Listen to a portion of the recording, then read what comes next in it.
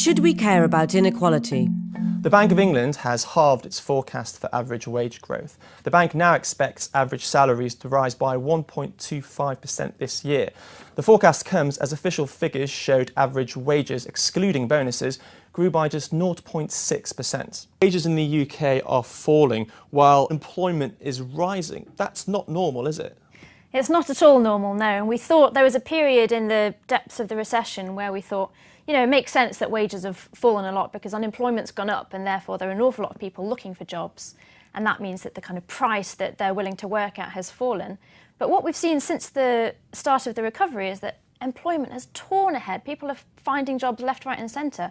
And yet wages just remain persistently weak. So by now, almost everyone thought that we would start to see wage growth pick up again. But no, so far, if anything, it looks like it's getting worse. In the United States, David Leonard of the New York Times calls the great wage slowdown of the 21st century. He notes that wages and incomes have been going virtually nowhere in the U.S. for the last 15 years, pointing out that the typical American household makes no more than the typical household did in the final years of the 20th century. We haven't seen anything like that since perhaps the Great Depression. The number of billionaires in the world has more than doubled since the global financial crisis, which showed us that the problem has gotten dramatically worse in just the last 4 years. In 2010, Oxfam said the 80 wealthiest people in the world were worth $1.3 trillion, while the poorest half of the world had $2.6 trillion. In 2014, the 80 richest had $1.9 trillion, up 47%, while the poorest half had just $1.8 trillion, a decrease of 29%. Oxfam showed that in 2010, the wealthiest 1% of the population enjoyed 44% of the world's wealth, while the remaining 99% of the world's population had only 56% of the pie. By 2014, the richest 1% had 48% of global wealth, leaving the rest with 52%. If that trend continues, the top 1% will own half the world's wealth in 2016 and 54% of global wealth in 2020, leaving the rest with just 46%. The world over, 80 billionaires in 2014 had about the same amount of wealth as the poorest 3.5 billion people, Oxfam said.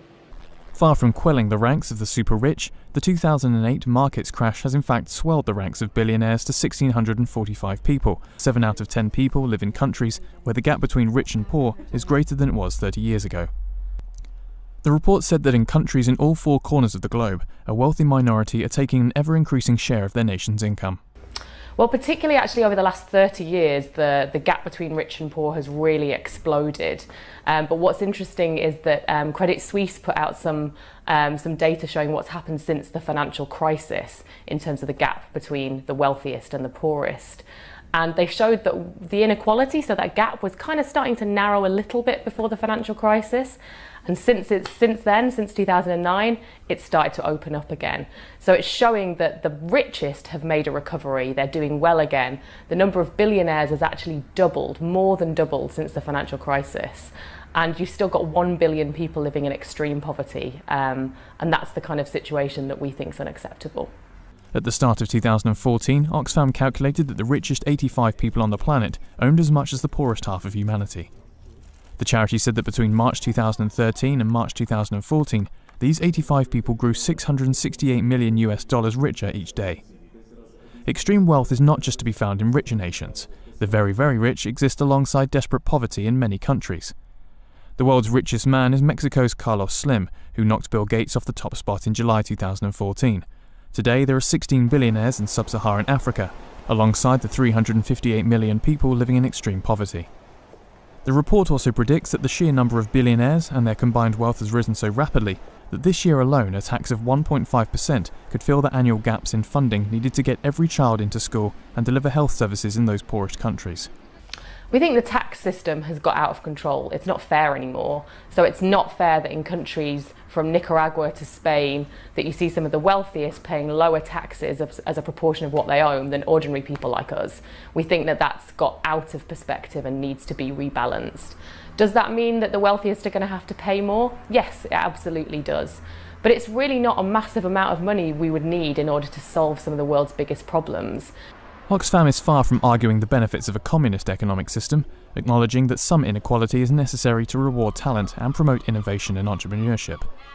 It says, though, that the current extremes of inequality are actually undermining growth and progress by failing to invest in large portions of society. Oxfam believes that the extreme economic inequality, which has exploded across the world in the last 30 years, is one of the biggest economic, social and political challenges of our time. But we must accept that there are disagreements over the best way to measure inequality. Is it best to look at income or wealth, today or over time? But while the measures may be different, the conclusions are the same. To make things simple, let's imagine the population of the UK as a group of 100 people, each person representing 1% of UK households. Some of these people might live alone, others as a couple. Some might have children, others might be teachers, nurses, footballers, plumbers, accountants, even celebrities. Now let's line these people up from the poorest to the richest. Let's colour code the bottom fifth, the top fifth, and those in the middle. And let's take the total household income of the UK. That's around £900 billion, and imagine it's £1,000 coins. Based on the latest data for the year 2012, once taxes have been paid, benefits added, and adjustments made for whether people live alone or part of a family, this is how income is divided. This is the actual inequality of household income in the UK. The poorest person doesn't even receive half a coin, not even 50 pence. The bottom 18 people, the lowest 18% of households, have less than £5. The person in the middle, the 50th person, has 8 coins. The person 3/4 the way along, the 75th person, has 11.5 coins. And the person at the top receives almost £80. In other words, even after tax, the household at the top takes home around 150 times more than the poorest household and 50 times more than the second poorest. But of course, looking at how much households earn in 1 year is not the only way to look at how rich or poor people are. What about wealth? Income is the flow of money. Wealth is the stock of capital, assets, which includes money, and liabilities. For most people in the UK, the two biggest assets and liabilities are their house and their pension. So let's imagine a street with 10 houses. The first house represents the poorest 10% of households in the UK, all the way up to the 10th house, which represents the wealthiest 10% of households. We can now show how the UK's wealth of around £10 trillion is shared. Now, some households don't own their own house, so the money they owe on their mortgage is actually more than the assets they own. Their wealth is either zero or negative. Some of these people with negative wealth might have a high income. This is a problem when looking at wealth rather than income. But let's focus on the wealthiest houses on the street. Between the top 2 houses, there are 636 coins. In other words, the top 20% of households in the UK hold 63% of the wealth. But if we divide up the top house into 10, we see that there is one house off the chart. In the top 1% of households, there are 130 coins, or 13% of the country's wealth. Compare this allocation with the allocation of income, and we see that when we look at wealth, the difference between the richest and the poorest is much larger. The biggest problem with taking a snapshot, however, is that inequality changes over time. The best data we have is for income. We start the graph in 1961 and move forward through each decade. We can see that inequality is clearly on the rise.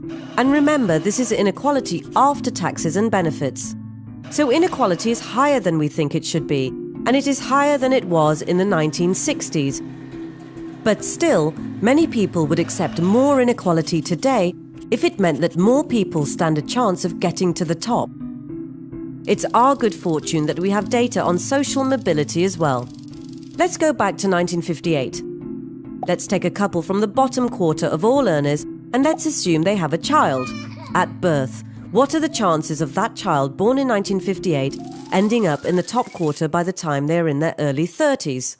Well, by 1991, 17% of the top earners in society came from families at the bottom. By comparison, over 1/3, that's 34% of top earners, came from families in the top quarter.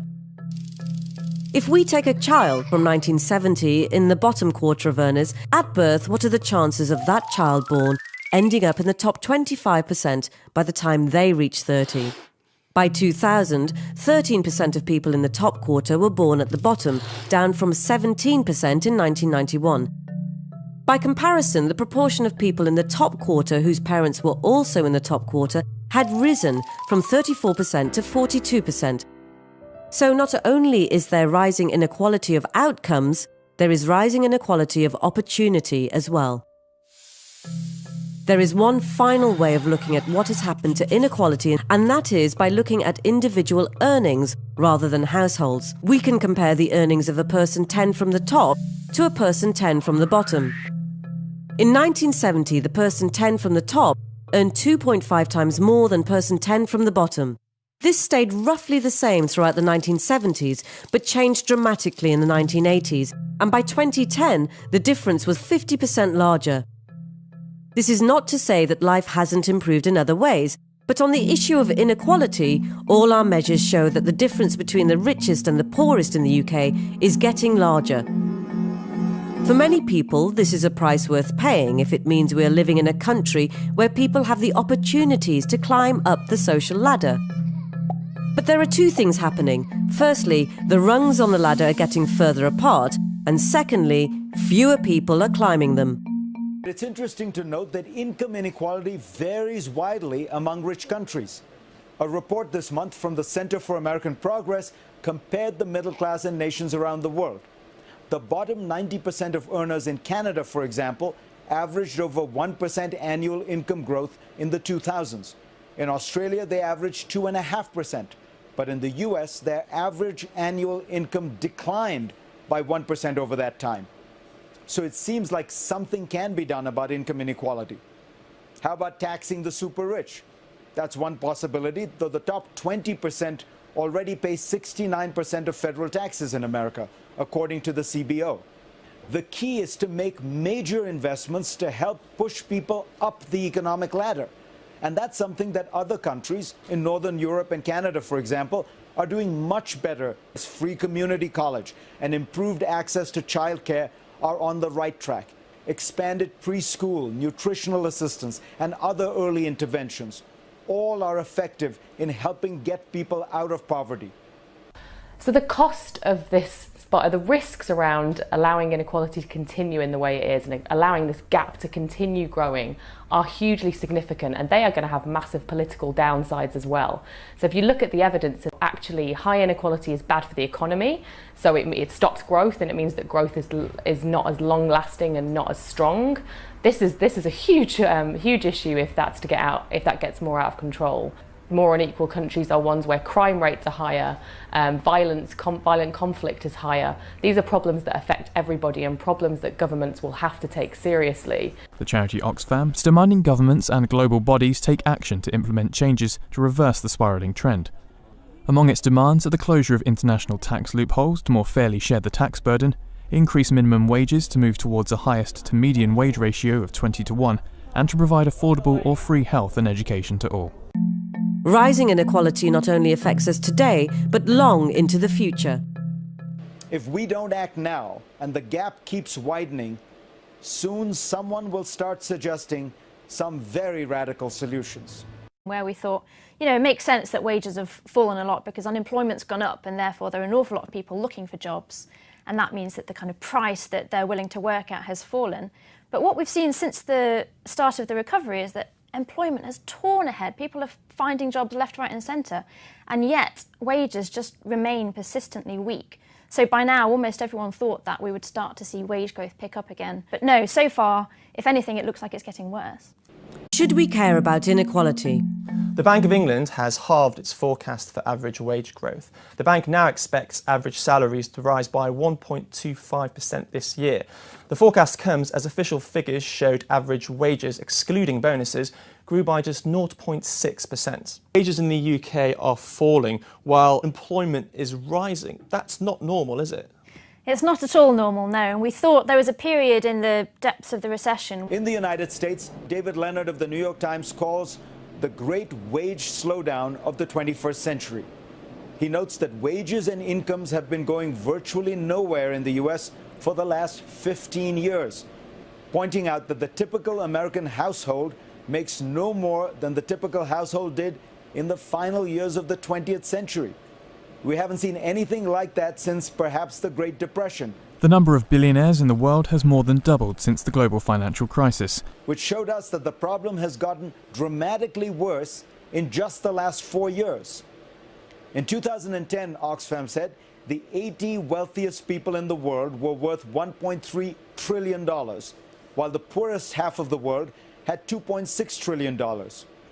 In 2014, the 80 richest had $1.9 trillion, up 47%, while the poorest half had just $1.8 trillion, a decrease of 29%. Oxfam showed that in 2010, the wealthiest 1% of the population enjoyed 44% of the world's wealth, while the remaining 99% of the world's population had only 56% of the pie. By 2014, the richest 1% had 48% of global wealth, leaving the rest with 52%. If that trend continues, the